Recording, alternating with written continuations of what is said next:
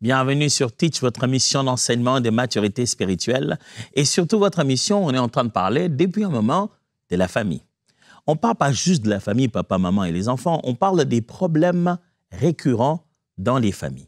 Il y a des sujets, de réalités qui reviennent dans toutes les familles du monde, y compris dans les familles de la Bible. Tiens, c'est pour ça que dans la Bible, on y trouve des réponses à ces problèmes-là. Ou du moins, on trouve des principes clairs qui exposent et résolvent ces types de problèmes. On est en train de voir problème après problème, chaque jour un problème différent. Aujourd'hui, parlons de cette affaire du rejet, de l'abandon. Il existe que dans un contexte familial, on est né de parents, père, même père, les frères et sœurs, on vit dans une famille, mais pourtant on se sent abandonné, on se sent rejeté, mis de côté. Mon but aujourd'hui, c'est de pouvoir encourager ceux qui ont été rejetés, qui ont ressenti cela, à se repositionner dans leur identité spirituelle, à comprendre au-delà du rejet qu'on peut subir de nos frères et sœurs, qu'il y a un plan divin et que Dieu ne nous abandonne pas. Alors, let's teach, grandissons ensemble.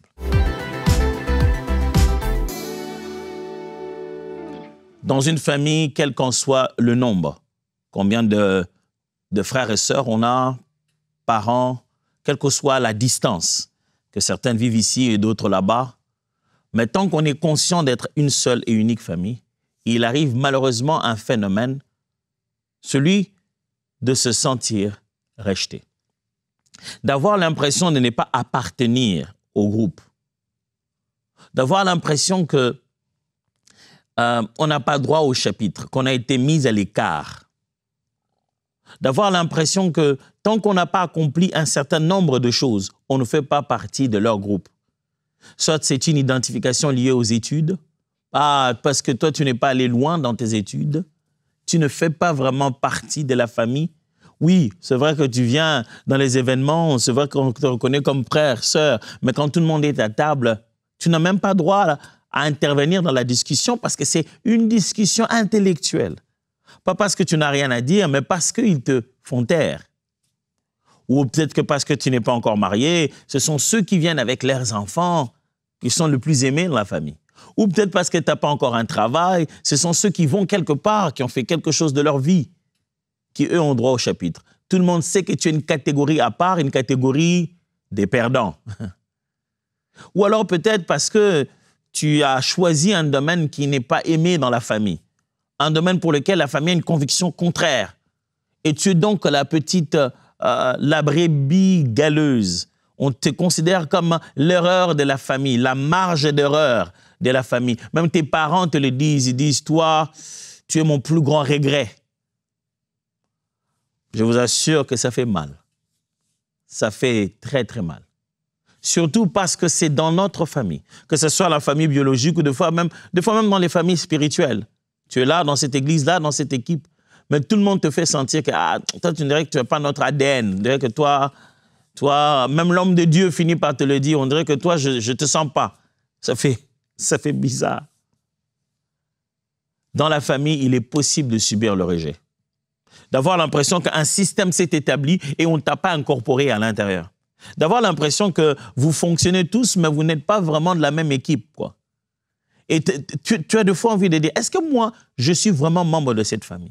C'est là que tout le monde fait de la manière hypocrite. Oui, mais qu'est-ce que tu penses? Pourquoi tu peux avoir des idées pareilles? C'est toujours toi qui as des idées pareilles. Même en essayant de te redresser, ils te rejettent davantage. Il n'y a que toi qui penses comme ça, vraiment, je ne sais pas qu'est-ce qui ne va pas chez toi. J'ai 5 choses à vous dire, comme d'habitude. La première des choses, c'est que Dieu recueille les rejetés.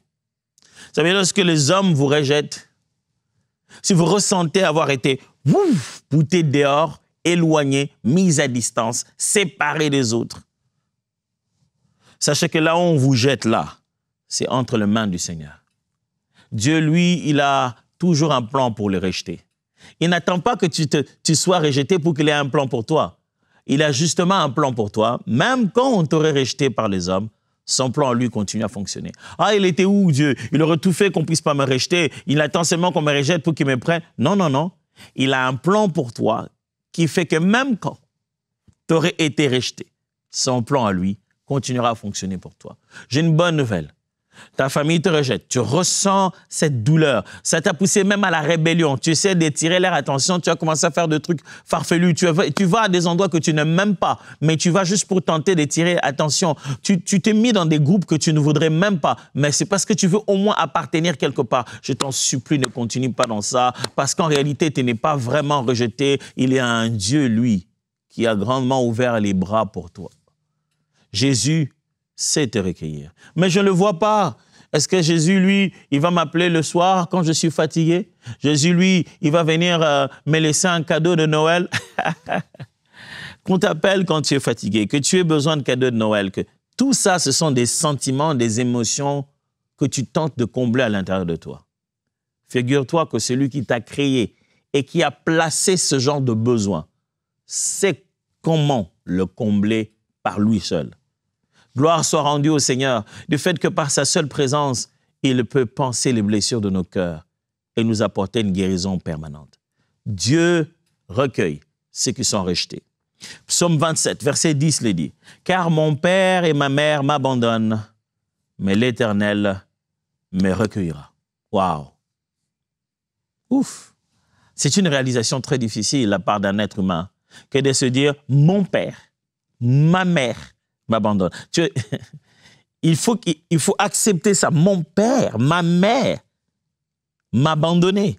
Après, c'est eux qui ont désiré mon existence, c'est eux qui ont voulu que je vienne.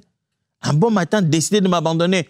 Même ça, si ça arrivait, sache une chose, l'Éternel te recueillera. Le psaume 147 dit au verset 2, « L'Éternel rebâtit Jérusalem, il rassemble les exilés d'Israël. » Dieu donne une promesse à sa nation, il dit, « Écoute, je suis en train de rebâtir mon peuple. Même vous qui avez été exilés, jetés loin, rejetés, je veux vous récupérer. » La deuxième vérité à savoir, au sujet du rejet et de l'abandon dans une famille, c'est que Dieu élève ce que les hommes méprisent. Il faut que tu le saches.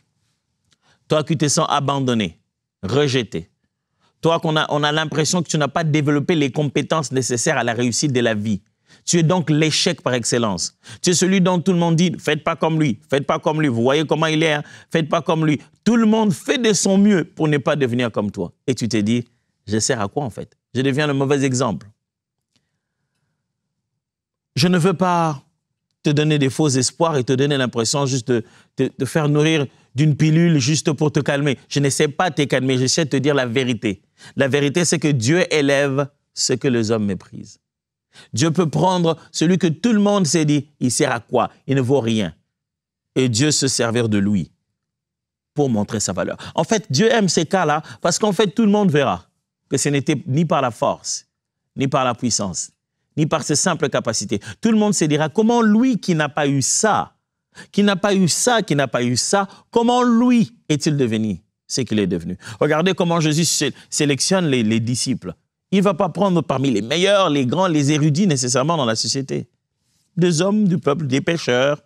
Il va prendre des gens du peuple, comme ça, des commerçants. Et c'est eux qui l'utilisent. J'aime comme Paul dit, Dieu prend des choses viles pour confondre les sages.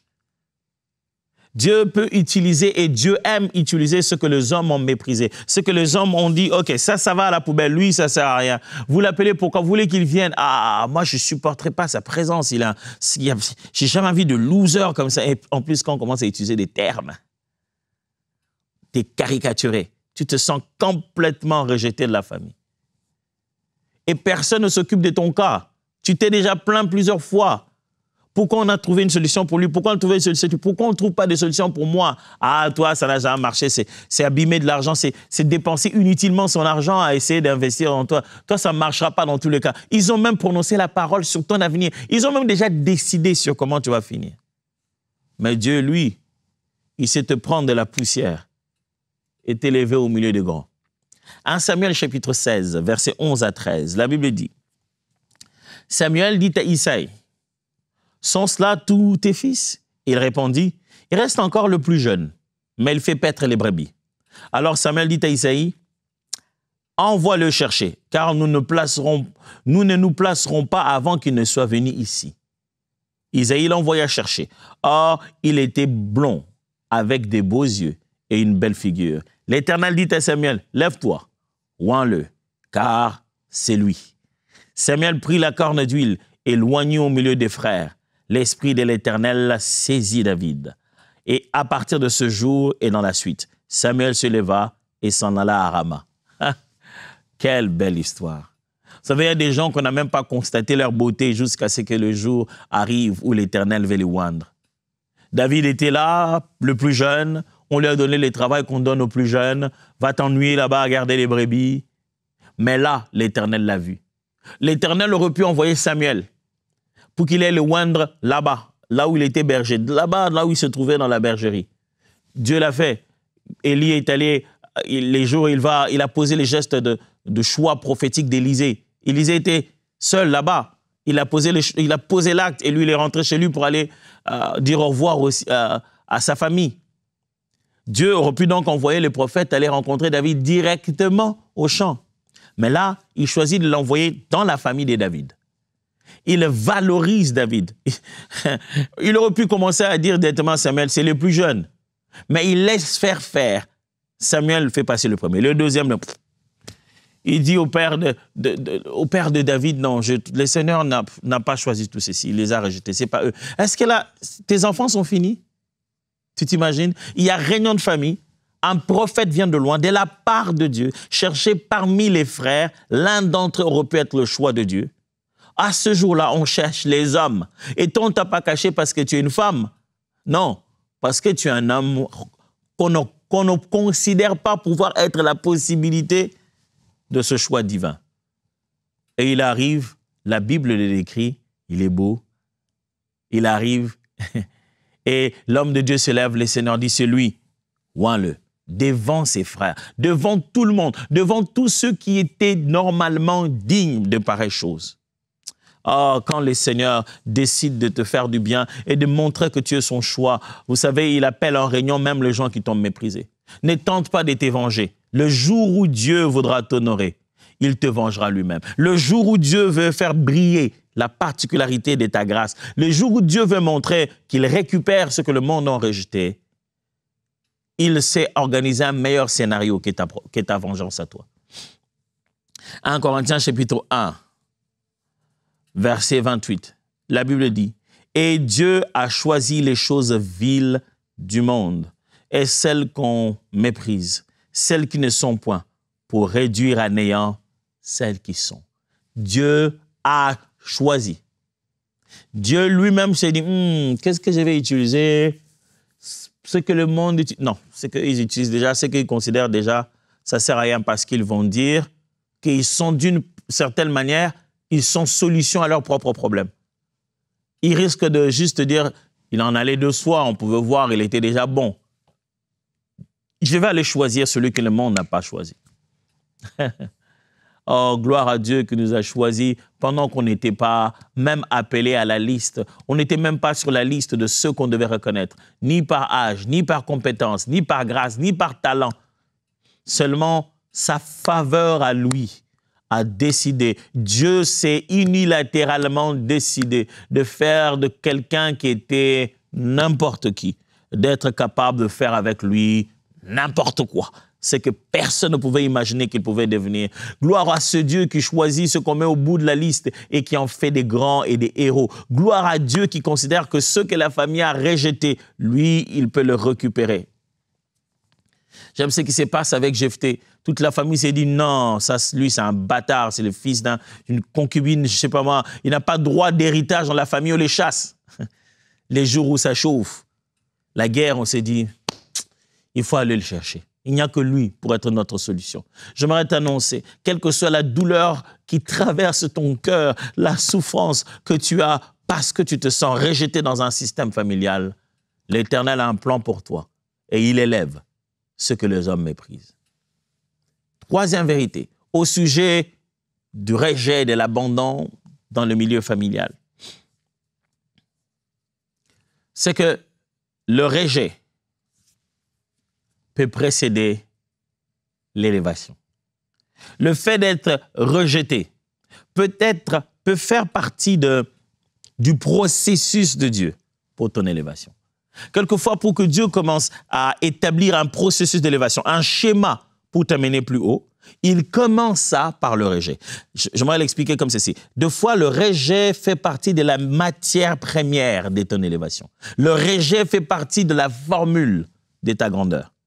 Regarde bien, même pour la personne de Christ, Jésus vient, pour qu'il soit glorifié au milieu des hommes, il est prévu qu'il soit rejeté.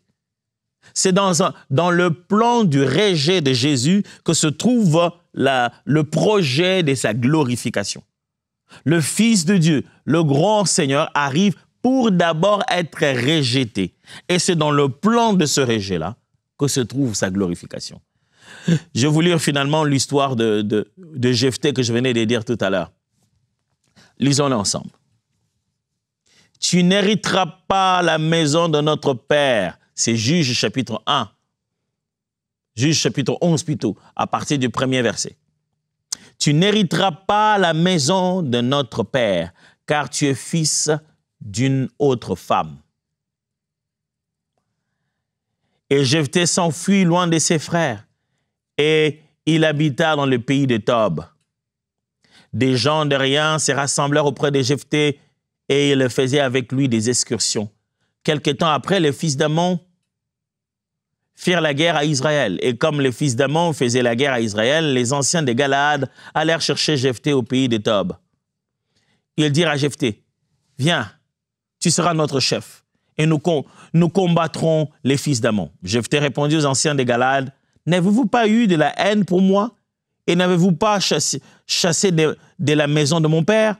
Pourquoi venez-vous vers moi maintenant que vous êtes dans la détresse? » Les anciens de Galaad dirent à Jephthé, « C'est pour cela que nous revenons maintenant vers toi, afin que tu viennes avec nous, que tu combattes les fils d'Ammon et que tu sois notre chef, à nous tous les habitants de Galaad. » Jephthé répondit aux anciens de Galaad, « Si vous me ramenez pour combattre les fils d'Ammon et que l'Éternel les livre devant moi, je serai votre chef. » Les anciens de Galaad dirent à Jephthé, « Que l'Éternel nous entende et qu'il juge, si nous ne faisons pas ce que tu dis. » Et Jephthé partit avec les anciens de Galaad. Le peuple l'établit chef et conducteur, et Jephthé répéta devant l'Éternel à Mitzpah toutes les paroles qu'il avait prononcées.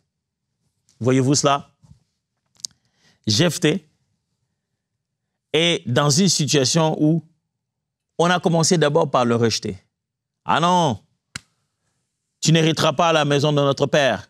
Toi, tu es un bâtard. » Vous savez, quand les gens nous rejettent, le monde est petit et le monde est bizarre. C'est pourquoi je vous en supplie ça. Conseil gratuit de la part de votre frère. Écoutez-moi juste comme votre frère. Je vous en supplie. Je vous demande, je vous supplie de toutes mes forces. Ne soyez pas rancuniers. Sinon, vous ne pourrez pas vivre sur la terre. C'est impossible.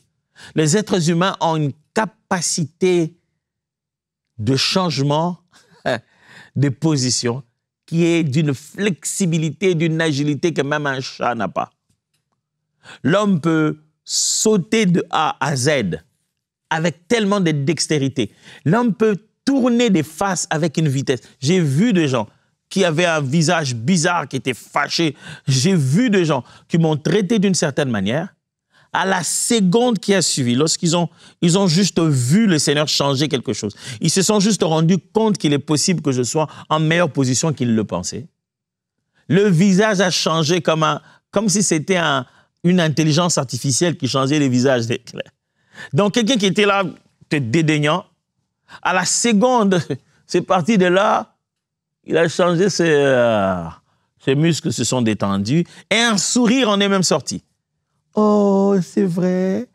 J'ai envie de dire, mais quel comédien! Les hommes sont comme ça, des comédiens, les êtres humains. Ils étaient là en train de dire, non, pas toi, pas toi. Quand ils se rendent compte, finalement, on a besoin de lui. Il faut qu'on aille le chercher. Ils viennent en souriant. Ils viennent même en saluant avec honneur. Ah, toi, notre frère. Écoutez-moi, les frères et sœurs, le rejet Le rejet que vous vivez, l'abandon que vous ressentez peut juste être un ingrédient que Dieu va utiliser pour préparer votre élévation. Vous vous sentez rejeté? Ça veut dire que bientôt vous allez être élevé. Genèse chapitre 50, verset 20 dit, « Vous aviez projeté de me faire du mal.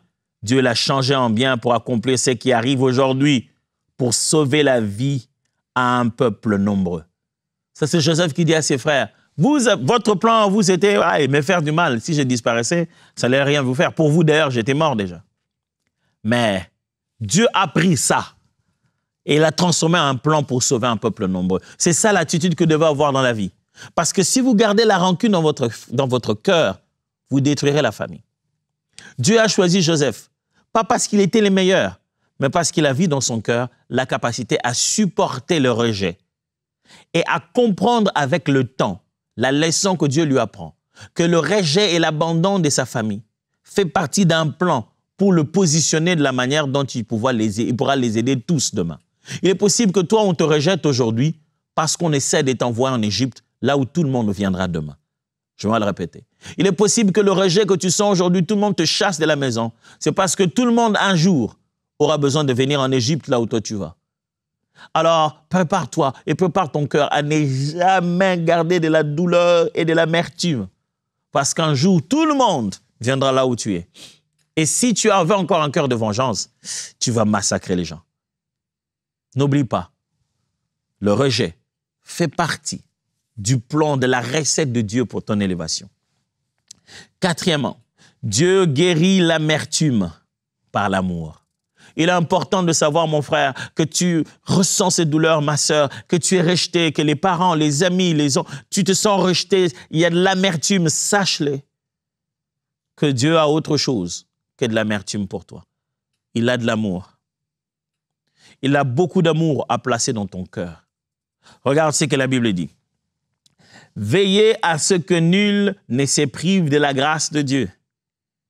Hébreux chapitre 12, le verset 5 dit, veillez à ce que nul ne se prive de la grâce de Dieu, à ce qu'aucune racine d'amertume pousse des rejetons, ne produise du trouble et que plusieurs n'en soient infectés. L'homme d'Hébreux dit, vérifiez dans le cœur des uns des autres. Parce que l'amertume peut poser beaucoup de problèmes. Et qu'il n'y ait pas de racines d'amertume, parce que ça peut pousser des rejetons, ça peut produire du trouble, plusieurs personnes peuvent devenir infectées. Veillez à ce que chacun arrive à la réalisation de la faveur divine, de l'amour de Dieu manifesté pour lui, pour qu'au fond, l'amertume ne puisse pas grandir. Ne laissez pas l'amertume vous tuer, parce que vous êtes totalement, en train de souffrir de cet abandon. Laissez l'amour de Dieu traverser votre cœur. Dieu vous aime et vous pouvez aimer, même vos ennemis, dit la Bible. Regardez ce deuxième texte. Mais moi, je vous dis, aimez vos ennemis. Matthieu chapitre 5, verset 44. Moi, je vous dis, aimez vos ennemis, bénissez ceux qui vous maudissent, faites du bien à ceux qui vous haïssent et priez pour ceux qui vous maltraitent et qui vous persécutent. Moi, je vous dis, aimez vos ennemis. Frères et sœurs, nous pouvons aimer même les personnes qui nous ont rejetés. En plus, c'est ton frère, c'est ta sœur, ce n'est même pas ton ennemi pour ainsi dire. Trouve de l'amour dans ton cœur. Et si tu n'en trouves pas par tes propres forces, sache-le que l'amour de Dieu est répandu dans nos cœurs par l'Esprit qu'il nous a donné. Tu peux parler au Saint-Esprit et il produit en toi de l'amour. Dis, Seigneur, je veux encore aimer mon frère, je veux encore aimer ma sœur. Quand j'entends les gens, des paroles qu'ils prononcent contre moi, des fois j'ai envie de dire, qu'est-ce qu'il a contre moi? Mais au fond, tu as juste besoin d'aller souffrir seul dans le silence et qu'on arrête de te déranger. Mais la parole de Dieu dit, il y a possibilité que tu trouves encore de l'amour pour ces personnes. Oh, je ne dis pas que vous allez commencer à sortir ensemble, à faire les jeux que vous faisiez quand vous étiez petit. Mais au moins, d'abord, une chose dont on est garanti, c'est qu'en pensant en lui, tu n'auras plus cette douleur et cette amertume. Parce que l'amour de Dieu aura fait son travail. La dernière des choses que je dois dire au sujet de la manière dont le rejet et l'abandon est vécu dans un contexte familial, c'est que Dieu donne une nouvelle famille en Christ. Je l'ai déjà dit dans les précédentes émissions et j'aimerais revenir sur ça. Quelquefois, on vit quelque chose dans la famille biologique et on pense que c'est ça et ce n'est que ça. Des fois, Dieu nous fait comprendre qu'il y a une autre famille. Je ne parle pas de l'église locale, je parle du corps du Christ. Tu n'as pas que eux comme frères et sœurs. Si tu as donné ta vie au Seigneur, tu as plusieurs frères que ceux qui te ressemblent physiquement, que ceux qui ont le même trait biologique que toi, que ceux qui ont les mêmes gènes que toi. Tu as une famille beaucoup plus large que ceux qui ont la même race que toi. Dans le corps du Christ, tu as des frères, des sœurs, des pères. C'est Jésus qui a promis ça. Il a très bien dit à Pierre. Pierre qui disait, qu'allons-nous recevoir, nous qui abandonnons père, mère, enfant, qui abandonnons tout ce que nous avons? Il dit, au centuple, vous allez recevoir. Et j'aime ce qu'il dit. Il cite la même liste. Vous allez aussi recevoir frères, sœurs, au centuple. Frères, bien-aimés, en donnant notre vie à Jésus, Dieu a multiplié nos frères par 100. A multiplié nos sœurs par 100. Alors, si frère numéro 2, tu as l'impression qu'il t'a rejeté, tu es encore frère numéro 15, le frère numéro 19, le frère numéro 90. La famille en Christ est suffisamment grande pour que tu trouves de l'amour. Regarde ce que dit la Bible ici. Mais à tous ceux qui l'ont reçu, Jean chapitre 1, verset 12, à tous ceux qui l'ont reçu, à ceux qui croient en son nom, elle a donné le pouvoir de devenir enfant de Dieu. Elle a donné le pouvoir de devenir enfant de Dieu. Je suis tellement habitué à citer les restes que je t'entends me dire, où est passé le reste? Frères et sœurs, quand nous devenons enfants de Dieu, c'est une grande famille. Nous venons de naître dans une nouvelle famille. Il n'y a pas que ton père, il n'y a pas que ta mère, il n'y a pas que ta sœur, il n'y a pas que ton oncle. Il y a aussi des parfaits inconnus qui sont nés ailleurs, qui ont vécu ailleurs, mais que le Seigneur a transformés en frères et sœurs pour toi et moi. Ne te limite pas seulement à avoir l'impression que tu vis dans un cadre qui t'est de soi. Dieu t'a donné d'autres frères, d'autres sœurs qui peuvent te faire vivre l'amour paternel, l'amour fraternel, au point que ce que tu n'avais pas reçu, finalement, tu finisses par en recevoir en si grande quantité que tu vas à nouveau déverser ça maintenant dans ton ancienne famille biologique où tu étais. Vivre dans la famille chrétienne peut t'apprendre comment vivre dans ta famille personnelle, dans ta famille biologique, comme tu ne le vivais pas avant. Les bonnes habitudes, les bons réflexes, tu peux les développer dans la foi chrétienne. La Bible dit encore, « Car quiconque fait la volonté de Dieu, celui-là est mon frère, ma sœur. » Dans Marc chapitre 3, verset 35, la Bible dit très bien, « Car quiconque fait la volonté de Dieu, c'est lui-là, et mon frère, ma sœur et ma mère. » On dit à Jésus, ta famille vient te chercher. Il dit, non, non, non. En réalité, c'est ceux qui font la volonté de Dieu. Ce sont eux qui sont ma famille. Si Jésus a accepté d'appeler des gens qui n'étaient pas de même, n'avaient pas de liens consanguins avec lui, il dit, ceux-là sont mes frères, mes sœurs, ma mère, ce sont ceux-là qui font la volonté de Dieu. Il en est de même pour nous aussi. Vous sentez-vous rejeté? Je vais prier avec vous. Abba, mon frère, ma sœur, a l'impression d'être dans une famille dans laquelle il n'est simplement pas censé être. Il ne compte plus. Dans la liste, on ne le considère pas. Tout le lui dit, que ce soit de façon directe ou indirecte, tout lui dit qu'il n'est pas le bienvenu. Il a eu des envies de se suicider, de se donner la mort, de se dire « je sers à quoi alors ?» Aujourd'hui, Seigneur, tu as parlé à son cœur. Il se rend compte que ton amour est plus fort et que ce que les hommes rejettent, Dieu l'accueille. Et que le rejet fait partie d'un processus pour l'élévation. Aujourd'hui, il a pris la décision. Tout ce que je te demande, Seigneur, amène l'amour là où il y avait l'amertume. Au nom de Jésus. Amen. Dieu vous bénisse et voyons-nous demain.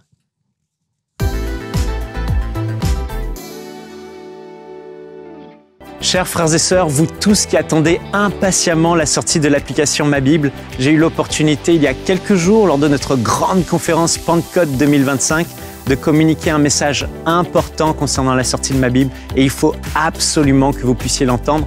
Alors je vous invite dès maintenant à vous connecter sur le site mabible.app pour regarder cette vidéo. Que Dieu vous bénisse.